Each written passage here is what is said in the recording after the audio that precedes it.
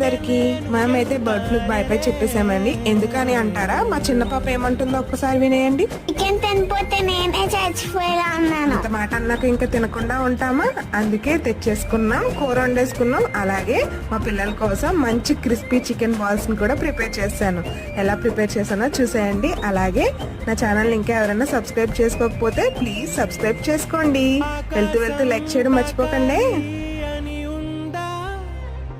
నాతో రా చూపిస్తా సరదా నీలంతా చుట్టేసే వీలుందా, ఏముంది ప్రేమిస్తే సరిపోదా.